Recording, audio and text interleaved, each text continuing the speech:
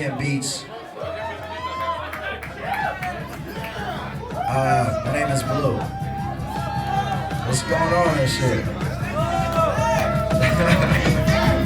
You came to San Jose, so what brings you to San Jose?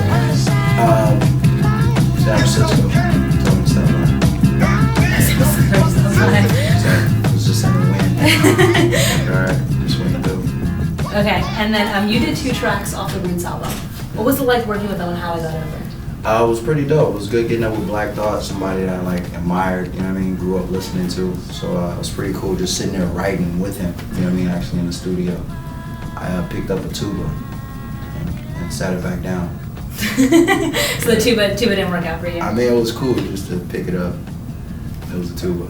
And then tell me about the new EP you released, Amnesia 2011. Amnesia was actually released on her Favorite Color EP for free in 2009. And, Nature Sounds just reached out to us to re-release the project, and we had a few exclusives, so we made it a maxi single. Yeah, and that dropped March 9th, I believe. Yeah, we got some of those. And then how do you feel about recording Amnesia? What do you think about the whole album, or the EP actually? Amnesia was pretty much my favorite song on the EP. It was like the tone of the EP is what gave me the idea to actually do the EP. It's one of my favorite songs actually, you know what I mean, coming from like the poet side of my content. Yeah. And why the title Amnesia? Some things you wish you could forget. Yeah. Do you care to elaborate on that? I mean, it's deep as it goes, you know what I mean? The song is pretty in-depth, and the record itself is a huge memoir, so it's a lot that's said there, yeah. And then who do you think you compare yourself to in the industry as for talent? Nobody really, I mean, I'm like Luke Goddard, I'm like Jean-Luc Goddard, but like a rap and shit. Or like Bill Murray, one day. Actually, I'm not Bill Murray yet. You think Bill Murray's gonna start rapping anytime soon? That would be dope. That would be dope as hell. Coffee and cigarette like mixtape. Yeah, I'll give him some loops. Speaking of loops, what do you think about being compared to Lupe Fiasco? A lot of people compare you guys. Lupe is dope. Lupe is he came out with a very innovative style, and delivered some heavy content early on in his career. And I salute him, you know what I mean? He got the Grammy, he's dope, yeah. But I don't know, I want some more underground shit, you know what I mean? Little raw. Lupe Fiasco and shit. The Lupe and shit just dropped. Yeah, we gonna play that thing and shit. And then what can we expect to hear from you in the future? We have the New York album dropping this summer. It's pretty heavy.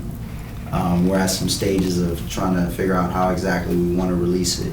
But it's a pretty heavy album. It's one of my favorite records.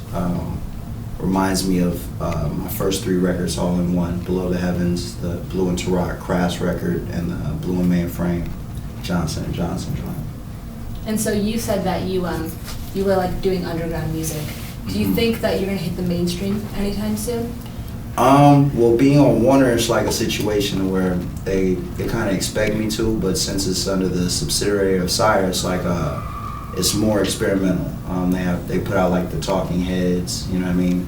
Some Ice-T records, which, you know, especially around this time, weren't the most outsourced type of music, you know what I mean? Gangsta rap shit, Depeche Mode. So I like their like quirky side of like their taste selection, you know what I mean? So yeah, it's pretty much where New York ended up. And then where do you see, like we said, like a lot of experimental stuff's going on. Where do you see the rap game going in the future? The rap game in the future is it's here now, I think. I've been doing interviews for a good like 4 years, and just like every time I answer this question, we develop further into the future as far as the music industry is becoming much more independent, you know what I mean, due to like online media. And it's there, it's at our fingertips now, and it's like only a matter of time before it's bigger than it is the music industry, you know what I'm saying?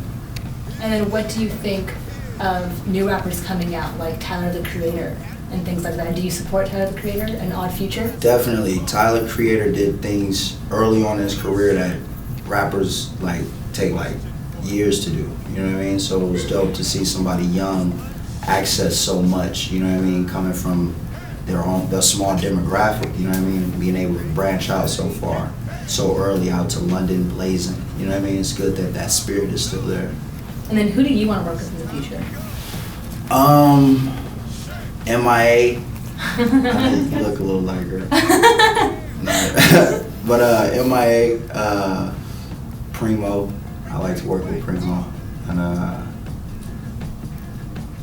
yeah, it's a bunch of people though.